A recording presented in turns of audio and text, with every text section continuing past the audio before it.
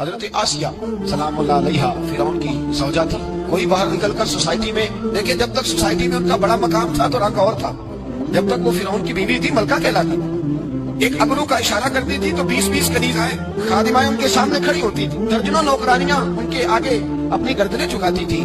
جب تک جناب آسیہ ملکہ تھی ان کا رنگ ڈھنگ اور تھا، لیکن جب تک ان کا ذکر قرآن میں نہیں تھا، تب تک ان کے تذکرے آسمانوں میں نہیں تھے، جب تک ان کا انتظار ہوئے نہیں کر رہی تھی۔ لیکن وہی جناب آسیہ جب کلمہ پڑھ گئی، حضرت موسیٰ پہ ایمان لے آئی، فرعون نے چھین لیا ان سے وہ عہدہ، لیکن جب کلمہ پڑھا تو فرعون نے ان کی گھر والوں کو بلا کے کہا اسے سمجھاؤ، اتنا بڑا عہدہ چھوڑ کے یہ کیا کرنے جا رہی ہے؟ گھر والوں نے آگے سمجھایا تو وہ کہنے لگی مجھے تو سمجھ ہی آ جائیے، وہ جو مقام کو یہ مقام کہہ رہا ہے وہ مقام نہیں، وہ تو دھوکہ ہے، جس کو یہ مرتبہ کہہ رہا ہے وہ تو ایک دھوکہ ہے، فریب ہے کہ مجھے ملکہ بنا دیا گیا، میں قیمتی چیز کی چھپانے کی، اور مجھے ملکہ بنا کے اس نے دنیا کو بدلا دیا، وہ دھوکہ ہے۔ گھر والوں نے سمجھایا پر جناب آسیہ نہیں مانی۔ پھر فرعون نے کہا تو نے ساری زندگی آسانیوں میں گزاری ہے، میں تیری آسانیاں چھین لوں گا۔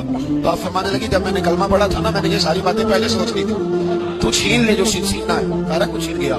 پھر وہ ملکہ جو اشارہ کرتی تھی تو ہزاروں لاکھوں لوگ حکم ماننے کو تیار ہوتے تھے، پھر اسی ملکہ کو بالوں سے پکڑ کر گھسیٹا گیا، پھر اسی ملکہ کو تھپڑ مارے گئے، پھر اسی ملکہ کو دیوار کے ساتھ کھڑا کر کے ہاتھوں میں موٹی موٹی کیل ٹھونک دیے گئے، پھر فرعون نے ان کے وجود پر تلوار کے زخم لگا کر مرچیں ڈالی۔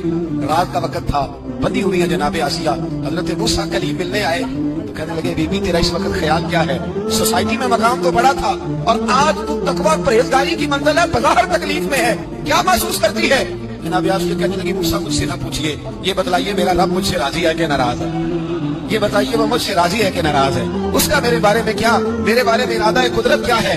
جناب موسیٰ کہنے لگے رب کریم نے تیرے لیے جنت میں مکان بنا دیا ہے، جنت میں تیرے لیے محل تعمیر ہو گیا، تیرا عالی شان مرتبہ جنت میں بن گیا، ایک مقام سوسائٹی میں ہے۔ لیکن حضرت عائشہ نے سوسائٹی والا مقام قبول نہیں کیا، سوسائٹی والا مقام نہیں قبول کیا، وہ والا مقام قبول کیا ہے جو اللہ کی بارگاہ میں ہے اور اللہ کے کلیم کی بارگاہ میں ہے۔ نبی پاک صلی اللہ علیہ وسلم کی زوجہ حضرت سیدہ طیبہ طاہرہ سیدہ خدیجہ الکبریٰ رضی اللہ تعالیٰ عنہ کا وصال ہونے لگا تو محبوب نے فرمایا خدیجہ تو جنت میں جائے تو میری بیوی کو میرا سلام کہنا۔ حضور آپ کی بیوی کون سی؟ فرمایا جنت میں اللہ کریم میرا نکاح جناب آسیہ کے ساتھ فرمائے گا۔ اللہ انہیں سوسائٹی میں جو مقام تھا وہ تو عام تھا نا، رب انہیں مقام دے گا، کون سا؟ کہ اللہ انہیں اپنے محبوب کی زوجہ بنا کے پوری امت مسلمہ کی ماں بنا دے۔ کل ہمارے جو حکمران ہیں انہوں نے اس کا نام فارم ہاؤس رکھا ہوا ہے، میرا فارم ہاؤس، اور پرانے زمانے میں لوگ ڈیرا کہتے تھے، تو اس نے بھی اس طرح کا فارم ہاؤس بنایا ہوا تھا۔ وہاں پہ حضرت موسیٰ علیہ السلام تیرتے ہوئے تابوت کے اندر صندوق کے اندر جا رہے ہیں، فرعون اور ان کی بیوی حضرت آسیہ بے اولاد تھی، بڑی تڑپ تھی بیٹے کی، وہ بھی وہاں کھڑی تھی۔ صندوق تیرتا ہوا آیا تو فرعون نے کہا کہ جاؤ پکڑ کے لاؤ دیکھو کیا ہے۔ جب وہ لے کے آئے نا تو آپ کی ہمشیرہ جو نگرانی کر رہی تھی پریشان ہو گئی کہ یہ تو اس کے ہاتھ لگ گئے، یہ تو اب مار ڈالے گا۔ لیکن جب خوبصورت اور چمکتا ہوا بچہ دیکھا تو بی بی آسیہ کہنے لگی یہ بنی اسرائیل کا ہے ہی نہیں، یہ تو پتہ نہیں کہاں سے بہتا ہوا یہاں آ گیا ہے، تم ایسے ہی چھوڑ، یہ پتہ نہیں کہاں سے، رکھ نہ لیں، رکھ نہ لیں۔ تو حضرت موسیٰ علیہ السلام وہ کہنے لگا نہیں انہی کے ہیں، موسیٰ علیہ السلام اسی کے ہیں۔ تو آسیہ کہنے لگی تیرے تو سر پہ نا بس بھوت ہی سوار ہو گیا، ہر وقت وہی لوگ تجھے یاد رہتے ہیں، پتہ نہیں کہاں سے بہ کے آیا، اب رکھ لیا، مان گیا فرعون۔ آپ فرعون کے گھر میں جو اس لیے بچے مروا رہا تھا کہ میری سلطنت حضرت موسیٰ پیدا نہ ہو جائے، تو اسی کے گھر میں پرورش پانے لگے، اسی کے گھر میں۔ اب عورتیں منگائیں گئی دودھ پلانے کے لیے، تو حضرت موسیٰ علیہ السلام کسی بی بی کا دودھ نہیں پیتے، تو آپ کی ہمشیرہ نہ وہیں دائیں بائیں گھومتی رہتی، تو کہنے لگی جناب آسیہ سے کہ میں ایک بی بی کو جانتی ہوں بڑی صاف ستھری ہے، مجھے امید ہے یہ بچہ اس کا دودھ پیے گا۔ تو فرعون کہنے لگا دوڑ کے لا، تو وہ اپنی والدہ کو لے کے آئی تو حضرت موسیٰ نے فوراً دودھ پینا شروع کر دیا۔ فرعون کو پھر تھوڑا شک ہوا۔ ایک روایت یوں بھی لکھی ہے بعض لوگوں نے کہ فرعون ایک دن اٹھایا ہوا تھا حضرت موسیٰ کی، ابھی تھوڑی سی عمر تھی، تو آپ نے اس کی داڑھی پکڑ کے تو ایک گھونسا دے مارا، جلالی تو شروع سے ہے نا، تو کہنے لگا آسیہ تو مان نہ مان یہ بچہ وہی ہے۔ تو حضرت بی بی آسیہ کہنے لگی کہ تجھے غلط فہمی ہے، یہ وہ نہیں ہے۔ اس نے کہا دیکھو نا یہ تو اٹھاتی ہے تو پیار کرتا ہے، اور میرے جب قریب آتا ہے تو اس کے لب و لہجے میں تلخی محسوس کرتا ہوں۔ اس نے کہا بچوں کو کیا پتا، خیر ایک طرف اس نے کھانے پینے کی چیزیں رکھ دی، ایک طرف انگارے رکھ دیے، وہ بھی حضرت آسیہ کہتی ہیں کہ تجھے سمجھ آئے بچے بچے ہوتے ہیں۔ حضرت موسیٰ بچے تو تھے پر تھے تو اللہ کے نبی نا، اللہ کے نبی تھے۔ جب اس نے کہا نا یہ بچے ہیں، تو حضرت موسیٰ علیہ السلام بجائے انگاروں کی طرف جانے کے، نبی تھے، وہ سیدھے کھانے پینے والی چیزوں کی طرف بڑھنے لگے۔ فرعون کہنے لگا اب بتا، اللہ تعالیٰ نے حضرت جبریل کو بھیجا، انہیں کہا ادھر نہیں جانا، آپ ادھر جائیے۔ تو آپ آگ کی طرف گئے اور ایک کوئلہ اٹھا کے زبان پہ رکھ لیا۔ تو آسی کہنے لگی سمجھ آئی، بچے کو کیا پتا کدھر جانا ہے کدھر نہیں جانا، اگر وہ اتنا ہی خیال ہوتا، وہی بچہ ہوتا تو آگ۔ اور بعد مفسرین نے لکھا ہے یہ جو حضرت موسیٰ دعا مانگتے تھے نا، رب اشرح لی صدری ویسر لی امری، یہ وہ آگ کا انگارہ جب کوئلہ منہ میں رکھا تھا نا، تو اس کی وجہ سے زبان میں کچھ لکنت آ گئی، تو آپ دعا کرتے تھے کہ یا اللہ میری زبان کی وہ بند گرا کھول دے تاکہ میں کھل کے فرعون کے سامنے بات کر سکوں۔ وہیں حضرت موسیٰ پلنے لگے، وہیں پلے، وہیں جوان ہوئے، وہیں اللہ نے ساری دولتیں دی، بہن بھی ملی، ماں بھی ملی، اور سارے عزیزوں کا پیار بھی ملا۔ اسی گھر کے اندر اللہ نے پرورش کر کے فرعون کے ظلم سے بنی اسرائیل کو نجات عطا فرمائی۔ کہ موسیٰ پھر فرعون کے گھر میں پلنے لگے، اور جب جوان ہو گئے تو فرعون کے ہاں جو ظلم ہوتا تھا حضرت موسیٰ اس پر بول پڑتے تھے، جلال فرماتے۔ تو فرعون پھر ناراض رہنے لگا، یہاں تک کہ اس نے آپ کو نکال دیا، آپ تشریف لے گئے وہاں سے۔ تو حضرت موسیٰ ایک دن شام کے وقت دوبارہ آئے بستی میں، لوگ سوئے ہوئے تھے، تو دو آدمی، ایک بنی اسرائیل میں سے اور ایک فرعون کی اپنی قوم میں سے، وہ دونوں آپس میں جھگڑ رہے تھے۔ لیکن وہ جو حضرت موسیٰ کی بنی اسرائیل کی قوم کا شخص تھا، اس پر وہ قبطی، وہ جو فرعون کے قریبی لوگوں میں سے تھا، وہ ظلم کر رہا تھا اور بودھ اٹھانے کی بات کر رہا تھا۔ اب اس نے حضرت موسیٰ کو پکارا کہ دیکھیں میرے ساتھ کس طرح کی بات کر رہا ہے، تو حضرت موسیٰ کا ارادہ بھی نہیں تھا، آپ نے بس اس کو سمجھایا، پر کچھ لوگوں کو سمجھ، تو حضرت موسیٰ نے پھر ایک مکہ مارا، ایک گھونسا مارا، صرف ایک ہی۔ یہ کئی تگڑے اور دلیر اس طرح کے بھی ہوتے ہیں کہ گھونسا ایک بھی برداشت نہیں کرتے، وہ ایک مارا، آدمی دھڑام سے زمین پہ گرا اور ماری گیا۔ حضرت موسیٰ کا ارادہ نہیں تھا، ایک وہ مر گیا۔ حضرت موسیٰ علیہ السلام نے اس بات پر اپنے رب سے استغفار بھی فرمائی، قرآن کہتا ہے کہ انہوں نے معافی چاہی کہ اللہ میرا ارادہ نہیں تھا۔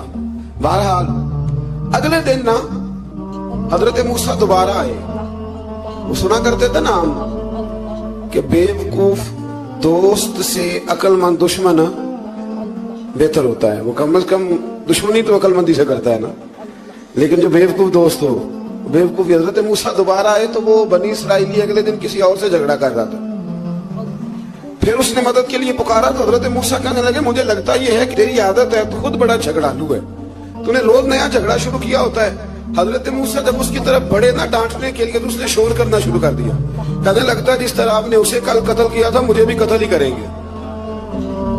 یہ انسانوں کا مزاج ہے کہ آپ جب تک کسی کے طبیعت کے مطابق چلیں گے وہ راضی رہتا ہے، اور ذرا آپ اس کی طبیعت سے ہٹتے ہیں تو وہ شور کرتا ہے۔ اس نے کہا جی آپ مجھے بھی لگتا ہے ماریں گے۔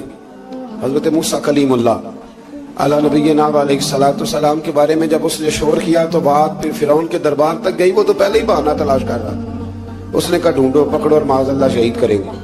کسی نے آ کے خبر دی کہ آپ یہاں سے ہجرت کر دیں، اس لیے کہ آپ کے لیے یہاں حالات درست، اور بھائی یہ چھوڑ دیا کریں بات کہ فلاں آدمی کے حق میں فلاں جگہ حالات کیسے خراب ہوئے، تو نبی کریم علیہ السلام مکہ چھوڑ کے کیوں آئے، حضرت موسیٰ علیہ السلام نے ہجرت کیوں فرمائی؟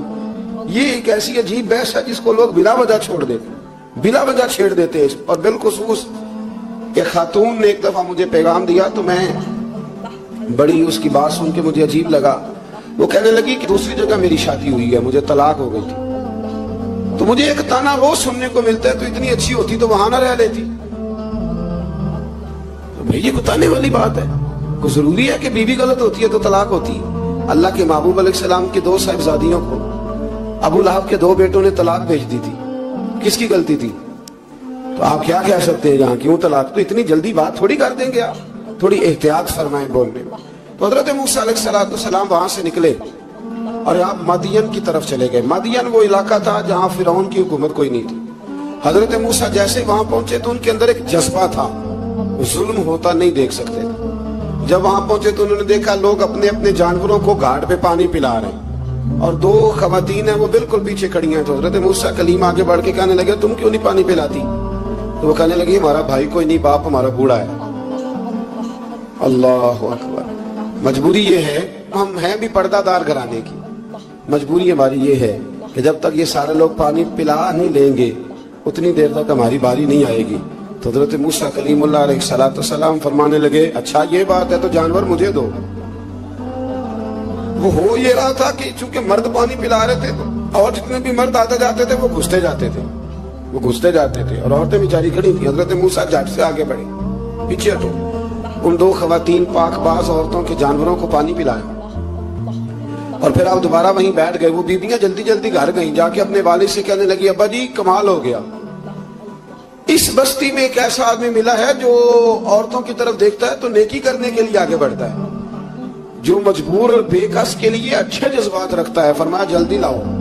کچھ مفسرین اور طرف بھی گئے ہیں لیکن جمہور نے لکھا ہے کہ وہ حضرت شعیب علیہ السلام تھے۔ حضرت شعیب نے گھر بلایا، اپنی ایک بیٹی کو بھیجا، فرمایا بیٹے بلا کے لاؤ۔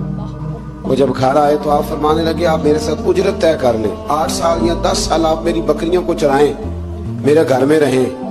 اور پھر فوراً ہی فرمانے لگے اگر آپ ہمارے گھر میں رہیں گے دیکھ بھال کریں گے تو میں اپنی ایک بیٹی کا نکاح بھی آپ کے ساتھ کر دوں۔ تو 8 سے 10 سال حضرت موسیٰ نے وہاں قیام فرمایا۔ اور پھر جب آپ کا نکاح ہو گیا تو آپ اپنی بیوی کو لے کے مصر کی جانب جا رہے تھے، تو رستے میں نا ٹھنڈ زیادہ ہو گئی، تو اپنی زوجہ سے کہنے لگے وہاں آگ جل رہی ہے، میں تیرے لیے آگ لے کے آتا ہوں تاکہ تو تاپ سکے، گرمی حاصل کر سکے۔ وہاں گئے تو درخت سے آواز آئی موسیٰ میں تیرا رب ہوں۔ درخت سے آواز آئی موسیٰ میں تیرا رب ہوں۔ اور حضرت موسیٰ کلیم اللہ کو وہاں وہی آنی شروع ہوا، وہاں وہی اللہ تعالیٰ نے انہیں وہ عصا عطا فرمایا جو پھر بعد میں اژدہا بنتا تھا۔ رب کریم نے وہیں حضرت موسیٰ کلیم کو وہیں ید بیضا عطا فرمایا۔ اپنا ہاتھ گریبان میں ڈال کے نکالتے تھے تو چاند اور سورج کی طرح روشنی دیا کرتا۔ ید بیضا لیے بیٹھے ہیں اپنی۔ میں کبھی کبھی کہا کرتا ہوں کہ مولا کے دینے کے انداز بڑے انوکھے ہیں۔ بھائی یوسف کو کنویں میں پھینکتے ہیں تو اللہ مصر کا حکمران بنا دیتا۔ تو پھر حضرت موسیٰ وہاں سے واپس آئے اور آ کر کے آپ نے دوبارہ وہ سارا نظام زندگی شروع فرمایا۔ موسیٰ علیہ السلام نے ان کو دعوت حق دی اور کہا کہ میں تمہارے پاس واضح نشانیاں لایا ہوں، بنی اسرائیل کو میرے ساتھ بھیج دو۔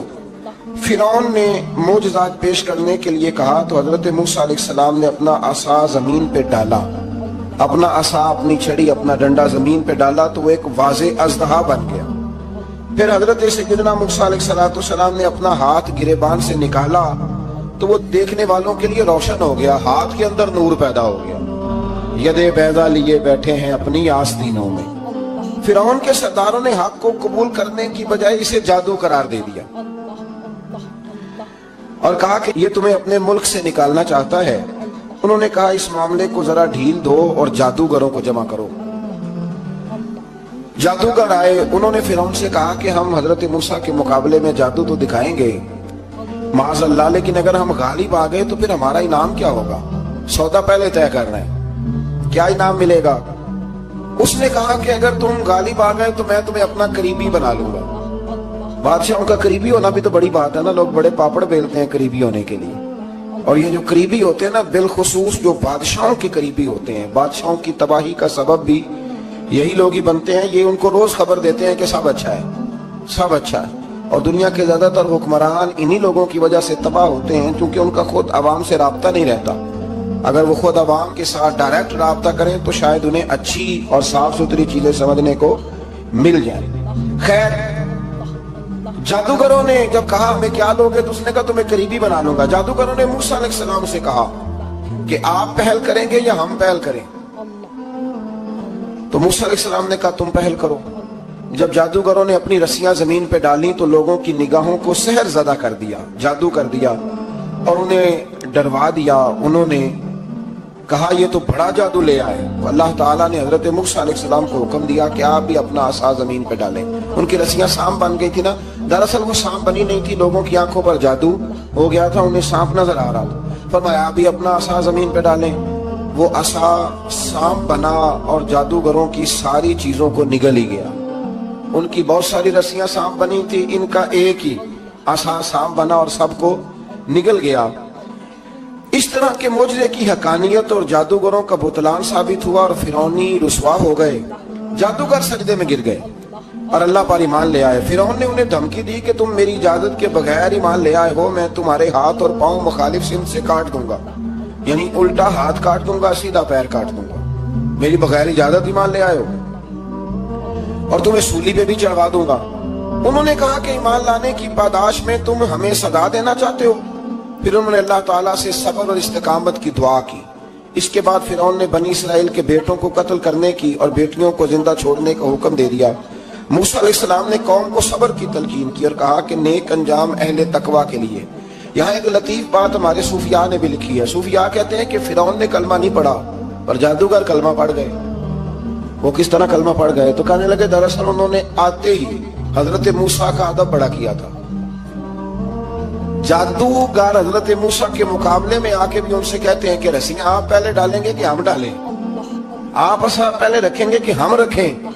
تو اتنا سا ادب کیا تو رب کریم نے فرمایا جو نبی کا ادب کرے وہ بے ایمان نہیں رہ سکتا، جو نبی کا ادب کرے وہ بے ایمان نہیں رہ سکتا، اور جو نبی کی بے ادبی کرے وہ ایماندار نہیں رہ سکتا۔ ختم ہو گئی بات۔ یہاں ہمارے صوفیاء نے یہ بات لکھی ہے کہ چونکہ انہوں نے آتے ہی کہا تھا کہ آپ پہلے ڈالیں گے یا ہم پہلے ڈالیں، تو حضرت موسیٰ سے انہوں نے پوچھ لیا، نبی کے پوچھے بغیر پہل نہیں کی، تو اللہ نے انہیں ایمان کی دولت عطا کر۔ اللہ تعالیٰ نے فرعونیوں پر قحط سالی کا عذاب نازل کیا۔ فرعونیوں کا طریقہ یہ تھا کہ اچھائی کو اپنا کمال گردانتے تھے، کہتے تھے یہ ہماری طرف سے، اور برائی کو معاذ اللہ بدشگونی کے طور پر موسیٰ علیہ السلام کی طرف منسوب کرتے تھے، کہتے تھے معاذ اللہ آپ کی وجہ سے یہ سارا کچھ ہو رہا ہے۔ ہوتے نا نہیں کہتے جب سے میں وہاں گیا ہوں تب سے، ہمارے بزرگ ایک لطیفہ بھی سنایا کرتے تھے کہ کسی زمیندار نے نماز پڑھنی شروع کی تھی تو اس کے جانور مرنے شروع ہو گئے۔ اب لوگ سمجھتے ہیں کہ معاذ اللہ شاید یہ کسی بزرگ کے سبب سے ایسا ہے، حالانکہ یہ تو اللہ کی طرف سے آزمائش ہوتی ہے، اس کی حکمتیں ہوتی ہیں۔ اللہ تبارک و تعالیٰ نے ان پر عذاب کیا نازل کیا؟ آیت نمبر 130 اور 143 کا بھی آپ سورہ اعراف کی پڑھیں تو اللہ تعالیٰ نے ان پر ٹڈیوں کا، جموں کا، مینڈکوں کا اور خون کا عذاب نازل کیا۔ یہ کس قسم کا عذاب ہے؟ جمعے پڑ گئے، ٹڈیاں آ گئیں، یہ اللہ نے عذاب نازل کیا۔ جب وہ عذاب میں مبتلا ہوئے تو موسیٰ علیہ السلام سے کہا کہ آپ اللہ سے دعا کریں کہ ہم سے یہ عذاب ٹل جائے، اگر ایسا ہوا تو ہم ایمان لے آئیں گے، بنی اسرائیل کو بھی آزاد کر دیں گے۔ لیکن موسیٰ علیہ السلام کی دعا کے نتیجے میں جب عذاب ٹل جانے کے بعد فرعونی پھر اپنے وعدے سے پھر گئے۔ بنو قریظہ والوں نے بھی کئی دفعہ حضور سے وعدے کیے پر اپنے وعدوں پر قائم۔ ایک بات آپ سے یہاں روک کے عرض کر دوں، ہم بھی کئی دفعہ کہتے ہیں ذرا بریک کبھی گاڑی کی نہیں نہ لگتی تو ہم ارادہ کرتے ہیں کہ آج سے ہی نماز شروع کر دینی، ذرا طبیعت زیادہ لیل ہوتی ہے تو ارادہ کرتے ہیں نا کہ بھائی آج کے بعد ہم نے نیک، پھر کیا ہوتا ہے شفا ہو گئی تو چھٹی ہو گئی۔ یہ طریقہ درست نہیں، یہ تو کفار کا طریقہ بیان کیا نا قرآن پاک نے۔ یہاں فرمایا جب اللہ تبارک و تعالیٰ نے انہیں نجات دے دی تو اپنے وعدے سے مکر گئے، تو پھر اللہ تبارک و تعالیٰ نے بنی اسرائیل کو سمندر پار کر کے ایسی قوم کے پاس پہنچا دیا جو بتوں کی پرستش کرتی تھی۔ وہ تو بچ گئے لیکن فرعونی سارے دریا کے اندر غرق ہو گئے۔ حضرت موسیٰ علیہ السلام سے کہنے لگے کہ ہمارے لیے یہ خدا بنا دیجئے۔ حضرت موسیٰ علیہ السلام نے فرمایا بت پرستی کرنے والے جاہل ہیں۔ یہ بت پرست قوم کے پاس جب گئے نا بنی اسرائیل والے، بت پوچھتے ہوئے دیکھا تو کہنے لگے ہمارے لیے بھی سامنے بنا کے رکھ دو۔ فرمایا یہ تو جاہل ہے، تم انہیں دیکھ کے اصل قبول کر رہے ہو، اور اپنی جاہلیت کے باعث یہ ہلاک ہونے والے بھی ہیں۔ پھر اللہ تعالیٰ نے بنی اسرائیل پر اپنی نعمتوں کا ذکر فرمایا، اور موسیٰ علیہ السلام نے اپنی قوم میں ہارون علیہ السلام کو اپنا جانشین فرمایا اور کوہ طور پر تشریف لے گئے۔ اللہ نے فرمایا وہاں آ جائیں، میں آپ کو تورات عطا کرتا ہوں۔ 40 دن کا یہ عرصہ تھا۔ موسیٰ علیہ السلام نے وہاں پہ جا کے، وہ سارا واقعہ بھی انہی آیات میں ہے کہ حضرت موسیٰ نے عرض کیا تھا کہ رب ارنی، یا اللہ میں تجھے دیکھنا چاہتا ہوں، تو فرمایا لن ترانی، تو نہیں دیکھ سکتا۔ وہ بھی یہاں اللہ نے ذکر فرمایا۔ پھر اللہ تعالیٰ نے اپنی ایک تجلی جب کوہ طور پہ ڈالی تو حضرت موسیٰ علیہ السلام تاب نہ لا سکے اور بے ہوش ہو گئے، اور پہاڑ بھی ریزہ ریزہ ہو گئے۔ اس کا ذکر بھی اللہ نے انہی آیات میں فرمایا۔ آیت نمبر 144 سے 155 تک حضرت موسیٰ علیہ السلام کو رسالت عطا کرنے، کلیم اللہ کا منصب عطا کرنے، تورات عطا کرنے کا ذکر ہے۔ آگے چل کے بتایا کہ جو متکبر لوگ ہیں نا وہ آیات الہیہ سے منہ پھیرتے ہیں، اور جو لوگ اللہ کی آیات اور قیامت کو جھٹلاتے ہیں ان کے اعمال باطل ہیں۔ پھر موسیٰ علیہ السلام کے کوہ طور پر قیام کے عرصے میں बनी इसराइल के जेवरात से बछड़ा बनाकर उसे माबूद बनाने का जिक्र है। इनमें एक जादूगर था सामरी, सुना है, सलाला में उसकी कब्र है। हजरत मूसा कोहे तूर पे चले गए तो उसने पीछे से ना सोने का एक बछड़ा बना लिया, उसमें सोने की तारें उसके मुंह में लगाई, हवा चलती थी तो बजती थी। इतने कमजोर अकीदे की ये कौम थी कि इन्होंने फटाफट मानना शुरू कर दिया, फटाफट माना, कहने लगे ये ठीक है। चुनाचे मूसा अलैहिस्सलाम जब वापिस आए तो कौम पर गुस्से और अफसोस का इजहार फरमाया और कहा मेरे पीछे तुमने ऐसा बुरा काम किया। उन्होंने तौरात की तख्तियां भी जमीन पे डाली और अपने भाई हारून अलैहिस्सलाम का सर पकड़ के उससे जवाब तलबी की। उन्होंने कहा ऐ मेरे माँ जाए, बड़े खूबसूरत लफ्ज है कुरान पाक, ऐ मेरे माँ जाए, ऐ मेरे भाई, कौम ने मुझे बेबस कर दिया और करीब था कि ये मुझे कत्ल भी कर देते। अब आप मुझ पर सख्ती करके दुश्मनों को हंसने का मौका ना दें, कभी भी दुश्मनों को अपने ऊपर हंसने का मौका न देना चाहिए। फिर आयत नंबर 151 में मूसा अलैहिस्सलाम की दुआ और कलिमाती इस्तिगफार का जिक्र है। आगे चल के बताया कि गुस्सा ठंडा होने पर मूसा अलैहिस्सलाम ने तौरात की तख्तियों को उठाया जिनकी तहरीर में अल्लाह से डरने वालों के लिए हिदायत और रहमत की बिशारत थी। आयत नंबर 156 से लेकर 158 तक में मूसा अलैहिस्सलाम की दुआ का जिक्र है जिसमें उन्होंने अपनी कौम के लिए अल्लाह ताला से दुनिया और आखिरत की भलाई मांगी। अल्लाह ताला ने फरमाया ये कामिल नेमत मैं उन लोगों को अता करूंगा जो ईमान के साथ तकवा भी इख्तियार करेंगे, ये उन्हें मिल